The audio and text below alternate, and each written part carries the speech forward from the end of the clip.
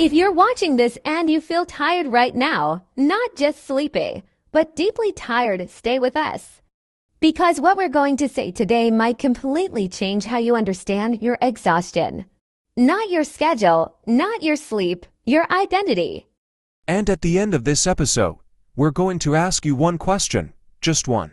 And your honest answer might explain why you've been feeling this way for months. If this is your first time here, this is Vicky and Vince English Podcast, where we talk about real life in real English. I'm Vince. And I'm Vicky. And today we're asking something most people don't say out loud. Why are we always so tired? There's a difference between being sleepy and being tired. Sleepy means you need rest. But this kind of tired feels heavier. It's the kind where you wake up and you're already drained. You haven't done anything yet, but you feel behind. You answer messages, you go to work, you smile, you function. But inside, something feels disconnected. And here's the interesting part. A lot of people think this is about time management. It's not. What if you're not exhausted because you're working too much? But because you're trying to prove something? Prove what? That you're valuable, that you matter, that you're enough. Silence to seconds. We live in a culture that celebrates exhaustion. Busy sounds impressive. Overwhelmed sounds productive. If you say, I've been resting, people look confused. If you say, I've been busy, people nod with respect. So slowly, without noticing, we connect our value to our output. If I produce more, I am more. If I slow down, I am less. And that belief is exhausting because it never ends. There is always another email, another goal, another expectation. Let me ask you something directly. If your productivity disappeared tomorrow, who would you be? Not what would you do? Who would you be? For many people, that question feels uncomfortable because busy became their personality. Burnout doesn't scream, it whispers. You don't collapse dramatically. You slowly disconnect from joy, from curiosity, from creativity, from people. And the scariest part, you still look functional, so nobody notices. In a few minutes, we're going to tell you about Elena. Her story is different. The moment she realized she was burned out wasn't dramatic. It was quiet, and that's what makes it powerful. Elena was successful, good job, good salary, always available, always reliable. One evening she came home, sat on the floor of her kitchen, and just stared at the wall. No panic attack, no tears, no dramatic breakdown. And this is where most people expect something dramatic to happen. A hospital visit, a public collapse, a crisis. But that's not what happened. Nothing happened. That's what scared her. She didn't feel sadness. She didn't feel stress. She didn't feel anything.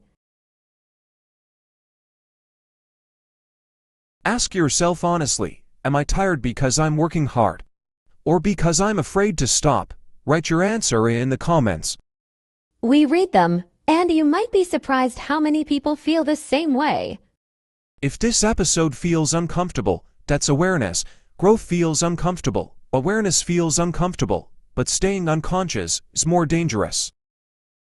You're not lazy. You're overloaded. And overload doesn't mean weakness. It means you've been strong for too long. And when I say strong, I don't mean dramatic strength. I mean the quiet kind. The kind where you keep showing up even when you're empty. The kind where you don't complain because you think everyone else is also struggling. The kind where you tell yourself, it's fine. I can handle it, even when your body is clearly asking for something different. That kind of strength looks impressive from the outside, but inside, it's exhausting. And when I say strong, I don't mean dramatic strength. I mean the quiet kind. The kind where you keep showing up even when you're empty. The kind where you don't complain because you think everyone else is also struggling. The kind where you tell yourself, it's fine. I can handle it, even when your body is clearly asking for something different. That kind of strength looks impressive from the outside, but inside, it's exhausting. But the problem is, if nobody sees the cracks, nobody helps you carry the weight either. Exactly. And that's where the exhaustion deepens. Because now you're not only tired from work. You're tired from holding an image, from protecting the idea that you're okay. Let's go back to Elena for a moment. After she sent that first boundary message, the simple, "Come, I can't jump on a call right now, but I can respond in writing," something shifted. Not in her job, in her body. For the first time in months, she felt a tiny sense of control. Not over everything, just over one moment. And that's important, because burnout often feels like losing control slowly. Not in a dramatic way, but in small, daily compromises. Saying yes when you want to say no. Taking responsibility when it's not yours, smiling when you feel numb. And over time, those small compromises build into chronic exhaustion. So when Elena protected that one moment, she didn't become a new person. She just stopped abandoning herself for a few seconds. And that's a phrase I want you to hear clearly. Stop abandoning yourself. Because sometimes we think burnout is about external pressure, deadlines, bosses, expectations, and yes, those things matter. But often, the deepest exhaustion comes from internal pressure. From the voice in your head that says, you should be doing more. You should be better. You shouldn't need rest. And that voice can sound very convincing. It can sound responsible, mature, ambitious, but if you listen closely, it often sounds afraid. Afraid of being average. Afraid of being forgotten. Afraid of not being enough. Let's imagine something. Elena is walking home from work a few days later. It's late afternoon. She's not rushing, that's new.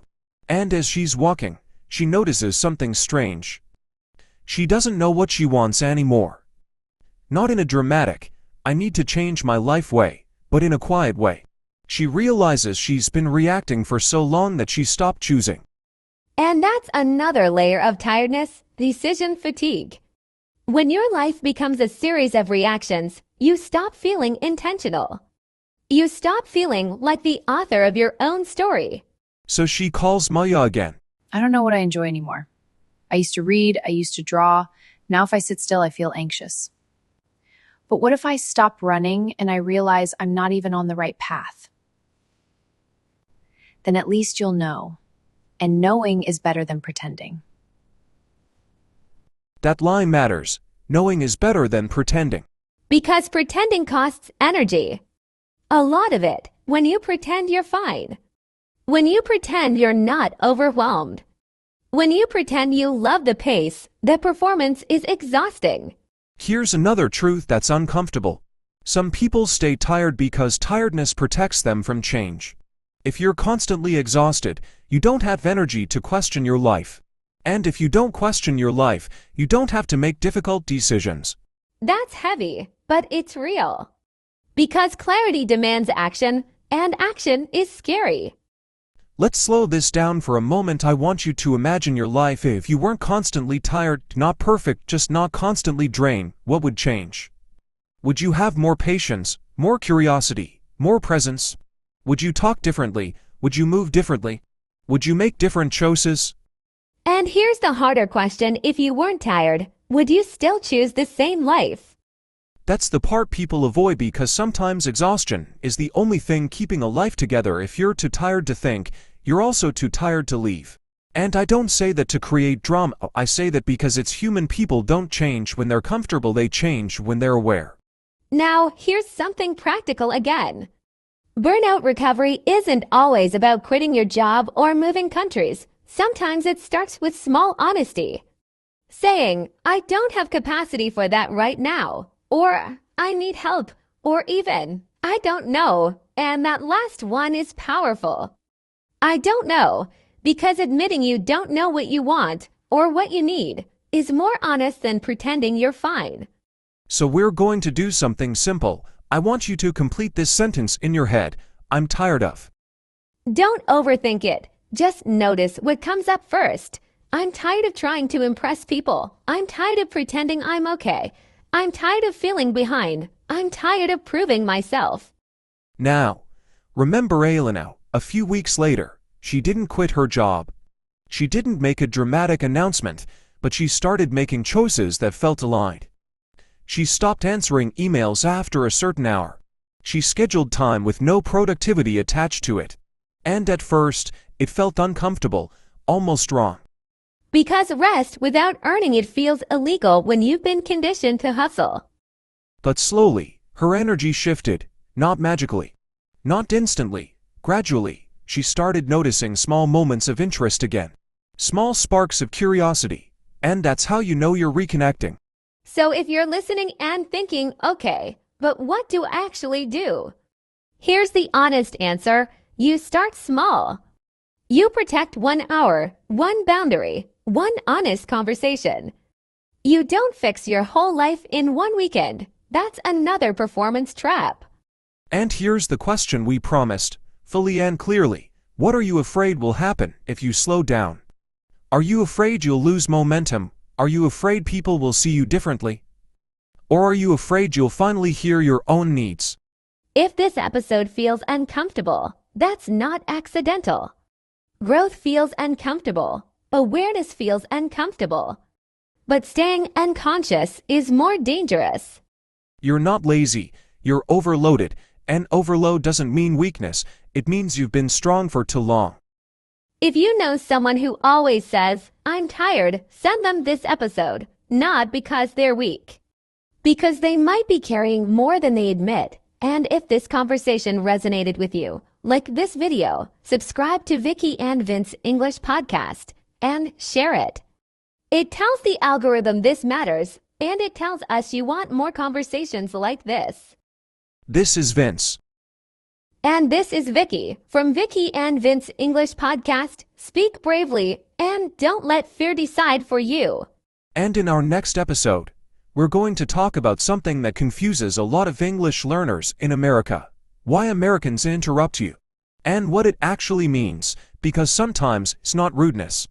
It's enthusiasm, it's engagement, it's cultural rhythm.